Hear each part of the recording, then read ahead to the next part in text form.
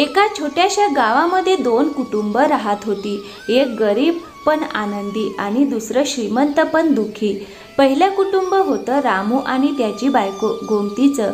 छोटंसं घर, मातीच्या भिंती, छपराची छप्पर आणि समोर छोटंसं शेत. ते शेती करून आपला उदरनिर्वाह करत होते, पण चेहऱ्यावर नेहमी हसू असायचं. गोमती, बघ ना, आज शेतात वांगी किती छान आली आहेत. देवाची कृपा आहे जी मेहनत फळाला आली. आपल्याला तर फक्त 2 वेळचं अन्न आणि शांत झोप हवी. दुसरीकडे रघुवीरचं घर, मोठं पक्का बंगला, चारी बाजूंना नोकर चाकर, पण घरात नुसता सन्नाटा आणि जड हवा. रघुवीर जेव्हा घरी यायचा तेव्हा कुसुम म्हणायची, तुमची आई तर फक्त आराम करते, सगळं काम मीच करते. रघुवीर अनभिज्ञासारखा राहायचा. आई काहीही बोलायची नाही. रामू आणि गोमती अनेकदा हे सगळं बघून विचार करायचे. गोमती, कल्पना कर, जर ती आई आपल्या घरी असती तर किती सुखाने राहिली असती. पैशाने काय होतं जेव्हा घरात प्रेमच नसतं. गोमती मान डोलावून सहमती दर्शवायची. सकाळची वेळ होती. रघुवीर ऑफिसला निघून गेला होता. कुसुमने पुन्हा सासूबाईंना कामाला लावलं. आई, बसून काय करताय? झाडू लावलात का? कपडे धुवायचेत आणि मग स्वयंपाकघरही स्वच्छ करायचं आहे. आई भिंतीचा आधार घेऊन हळूहळू उठल्या आणि झाडू मारू लागल्या. तेवढ्यात दुसरीकडे रामू आणि गोमती शेतातून परत येत होते. रस्त्यात रघुवीरच्या घरातून कुसुमचा मोठा आवाज येत होता. गोमती, ऐकलंस का? पुन्हा ती कुसुम आईवर ओरडते. नाटक करता तुम्ही. चला उठा, नाहीतर मीच काही करते. त्या रात्री कुसुमने एक भयंकर निर्णय घेतला. सकाळ होताच तिने सासूबाईंना त्यांच्या कपड्यांसह आणि एक जुन्या गाठोड्यांसह जबरदस्तीने घराबाहेर काढलं आणि अनाथ आश्रमात सोडून दिलं. अगं सुनबाई, रघुवीरला तरी सांग, तो माझा मुलगा आहे. ते आता बिझनेस ट्रिपवर गेले आहेत आणि तुला त्याला सांगायची काय गरज? इकडे तू निवांत राहा. आईला एका छोट्या खोलीत बसवण्यात आलं. त्या शांत होत्या. डोळ्यातून अश्रू वाहत होते, पण त्या काही बोलल्या नाहीत. एका आईचं मन तुटलं होतं. घरी परतल्यावर कुसुमने रघुवीरला खोटं नाटं सांगितलं. रघुवीरजी, आई तर सगळे दागिने घेऊन पळून गेली आणि म्हणाली आता तिला एकटीने जगायचं आहे. मी खूप थांबवण्याचा प्रयत्न केला. काय? आई अशी कशी जाऊ शकते? माहीत नाही जी, कदाचित तिला आपलं प्रेम समजलंच नाही. रघुवीर दुःखात बुडून गेला. आईच त्याचा एकमेव आधार होती, पण आता ती गायब होती. मग तो विचारात पडला. त्याच संध्याकाळी रामू आणि गोमती बाजारातून घरी परतत होते. रस्त्यात त्यांची नजर अनाथ आश्रमाबाहेर बसलेल्या एका म्हाताऱ्या स्त्रीवर पडली. रामूजी, त्या तर रघुवीरच्या आईसारख्याच दिसतायत. अरे हो, काय हाल केला त्यांचा. चला जाऊन बोलूया. ते दोघं म्हाताऱ्या आईजवळ गेले. आई, तुम्ही इथे कशा काय? मुली, माझ्या सुनबाईने मला घराबाहेर काढलं. म्हणते की मी आता कामाच्या लायकीची राहिली नाही. आता काय करू? अरे बापरे, एवढी नीट विचारसरणी. चला आई, आमच्या सोबत चला. आमचं घर म्हणजे तुमचं घर. पण मुली, तुमचं घर लहान आहे. मी ओझं होईन तुमच्यावर. आई, आमच्या घरात प्रेम आहे, जागा आपोआप मिळेल. चला. आईच्या डोळ्यातून अश्रू वाहू लागले. एकदा पुन्हा तिने खऱ्या नात्याची ऊब अनुभवली. रामू आणि गोमती त्यांना आपल्या छोट्याशा घरात घेऊन आले. घराचा एक कोपरा स्वच्छ करून त्यांना बसवलं. गोमतीने लगेच तुळशीच्या जवळ चटई पसरून आईला बसवलं. आई, तुम्ही आता आमच्या आई आहात. हे घर लहान असेल पण मनाने मोठं आहे. मुली, आज पहिल्यांदाच कोणीतरी मला आई म्हणून आपलंसं केलं. देव तुम्हाला सुखी ठेवो मुली. रामू मातीच्या चुलीवर आग लावू लागला. आई, आज तुमच्यासाठी बाजरीची भाकरी आणि गुळाची खिचडी करतो. खाल तर जुन्या आठवणी ताज्या होतील. आई हसल्या. अनेक वर्षांनी त्यांच्या चेहऱ्यावर समाधान दिसलं. हे देवा, मला असे लेकरे मिळाली जी रक्ताची नाहीत पण आत्म्याने आपली आहेत. गावकऱ्यांना कळलं की श्रीमंत रघुवीरची आई आता रामूच्या घरी राहते तर सगळे आश्चर्यचकित झाले. पण रामू आणि गोमतीने कोणाची पर्वा केली नाही. रात्री आई जेव्हा बिछाणावर झोपल्या तेव्हा रामू त्यांच्या जवळ बसला.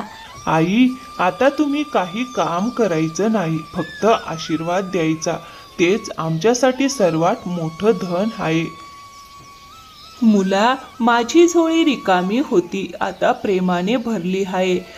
छोट्याशा घरात आता एक नवी रोशनी आली होती. मान, आपलेपणा आणि आईचं प्रेम. रघुवीर मात्र दिवसेंदिवस उदास राहू लागला. आईशिवाय घर उजाड वाटू लागलं होतं. कुसुम कितीही समजवायची तरी त्याचं मन भारीच राहायचं.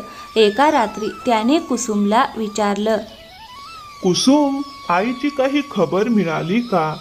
पोलिसात तक्रार दाखल करू का? नाही जी, त्या तर खूप लांब निघून गेल्या असतील. त्यांनी तर असंही सांगितलं होतं की आता कधीही परतणार नाहीत. पण माझी आई असं कधीच करू शकत नाही. त्यांनी मला काहीही सांगितलं नाही. कुसुम विषय बदलत म्हणाली. आता सोडून द्या ना. त्या तर तुमचे सगळे दागिनेही घेऊन गेल्या. त्यांना आपल्यावर थोडी सुद्धा दया आली नाही. रघुवीर शांत झाला पण त्याच्या मनात शंकेची बीज खोलवर रुजत चालली होती. आईशिवाय प्रत्येक गोष्ट अपुरी भासत होती. तो रोज त्यांच्या खोलीत जाऊन बसायचा, त्यांचे जुने फोटो पाहायचा आणि त्याचे डोळे पाणावयाचे. आई, खरंच तू अशी का निघून गेली? मी तुला थांबवलं का नाही? माझं प्रेम कमी पडलं होतं का? मग त्याच दिवशी संध्याकाळी तो गावाच्या रस्त्याने जात असताना समोरून रामू आणि आई येताना दिसले. आईची चाल मंद होती पण चेहरा आनंदाने उजळलेला होता. आई, तू? हो मुला, मीच आहे.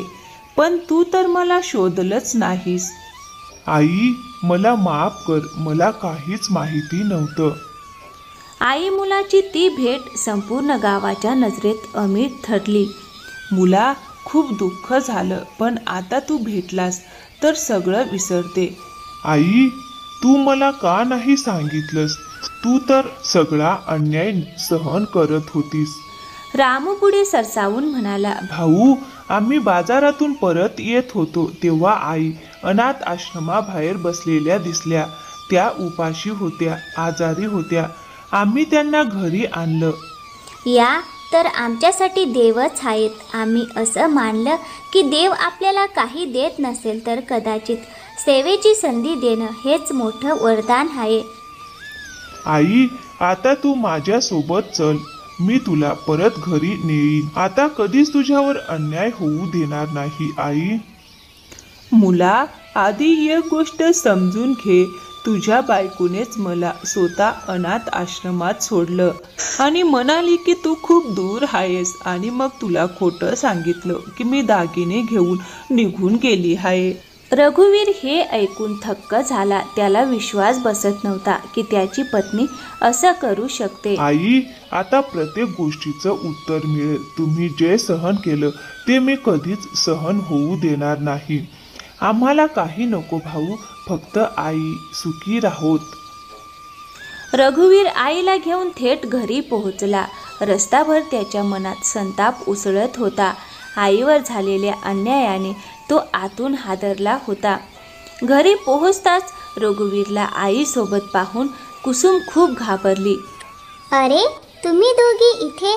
आई, तुम्ही तर दागिने घेऊन.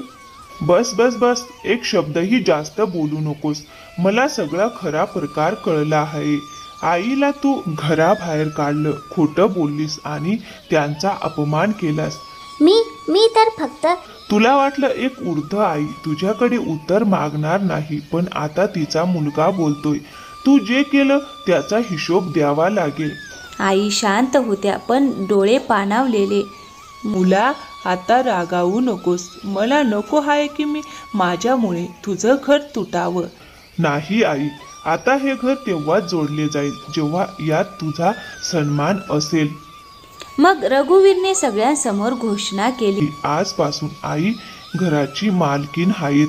कुसुम, तुला आता त्यांच्या सेवेचं काम करायचं आहे, तेही खऱ्या निष्ठेने. आणि पुन्हा जर काही चुकीचं केलंस तर हा दरवाजा कायमचा बंद होईल. कुसुम रडू लागली. तिच्या मनात पश्चाताप जागा झाला. पण आता बरंच काही बिघडून बसलं होतं. रघुवीरने आईला त्यांच्या जुन्या खोलीत बसवलं, ज्या भिंती अजूनही त्यांच्या आठवणींनी भरलेल्या होत्या. खोली फुलांनी सजवली होती. आई त्या क्षणाकडे निरखून बघत होत्या, जणू अनेक वर्षांनी स्वतःचं अस्तित्व जाणवत होत्या. आई, आता तुमची सेवा करणं हेच माझं धर्म आहे. तुम्ही सगळं सहन केलं पण कधी काही बोलला नाहीत.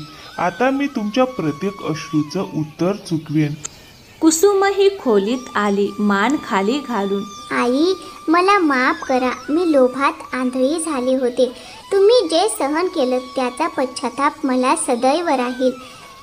मुली, चूक मान्य करणं हाच सर्वात मोठा पश्चाताप असतो. आता फक्त मनापासून सेवा कर. काही दिवसांनी आई रामू आणि गोमतीच्या घरी गेल्या, त्यांच्यासाठी साडी, मिठाई आणि आभार घेऊन. मुला रामू, सून गोमती, तुम्ही माझ्यासाठी जे केलं ते माझं स्वतःचं लेकरूही केलं नसतं. मी आयुष्यभर तुमची ऋणी राहीन. आई, आम्ही काही केलं नाही, फक्त माणुसकी निभावली. तुम्ही आमच्यासाठी आशीर्वाद आहात. मी संपत्ती कमावली होती पण नाती नाही. तुम्ही दोघांनी मला शिकवलं की आईचं प्रेम हाच सर्वात मोठा धन आहे. गावात ही गोष्ट पसरली, ज्याच्याकडे आईचा आशीर्वाद आहे तोच खरा श्रीमंत आहे. आता रघुवीरचं घरही रामूसारखंच आनंदी झालं होतं. आईचं हसू दोन्ही घरात प्रकाशासारखं पसरलं होतं. तर मित्रांनो, कशी वाटली आजची गोष्ट? आवडली असेल तर व्हिडिओला एक लाईक करा. आणि हो, चॅनलवर नवीन असाल तर प्लीज चॅनलला सबस्क्राईब करायला विसरू नका. थँक्यू, धन्यवाद मित्रांनो. पुन्हा भेटूया पुढच्या कथेमध्ये.